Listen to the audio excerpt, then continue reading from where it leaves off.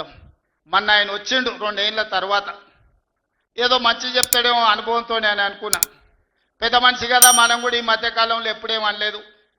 ఏదైతే మీకు చెప్పినో అంతకంటే ముందు నా మీద 181 కేసులు పెట్టిండు. చెంచల్గూడ చెర్లపల్లి జైల్లో బంధించాడు. ఎన్నో రకాలుగా సతాయించాడు.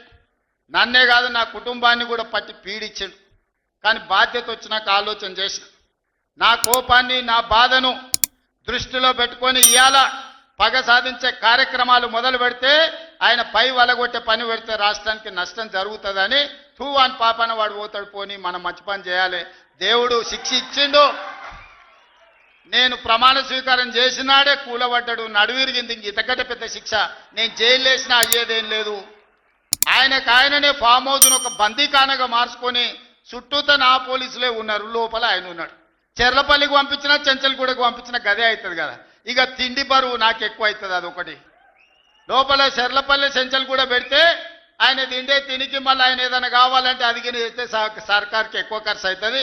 తిండి ఆయన సంపాదించేది ఇన్నా ఫామ్ హౌస్లే ఒక బందీఖానగా పెట్టుకొని చుట్టూతో మన పోలీసులే పహారా కాస్తున్నారు. ఇక ఆయన చేసిన పాపాలకు ఆయననే పోతాడని ఊరుకున్నా. ఎప్పుడన్నా ఏమన్నా అన్నానా?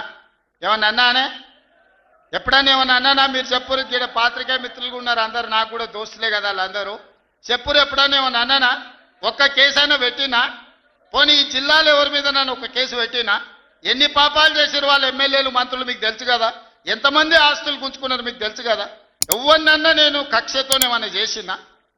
నేను ఒకటే అనుకున్నా, ఎవరి పాపానికి వాడు పోతాడు. మనం చూసినా చూడకపోయినా పైన దేవుడు ఉన్నాడు, పైనుంచి కిందికి చూస్తూనే ఉంటాడు. ఎవరిని లెక్క వానికి రాస్తూనే ఉంటాడు, ఎవరిని మిత్తి వానికి చెల్లిస్తూనే ఉంటాడని. ఆ మిత్తిలో భాగంగానే నేను ప్రమాణ స్వీకారం చేయడానికి పోయిన రోజే మంచం మీద నుంచి బోర్ల పడి మక్కెలు ఇరిగి మూలకు పడ్డాడు.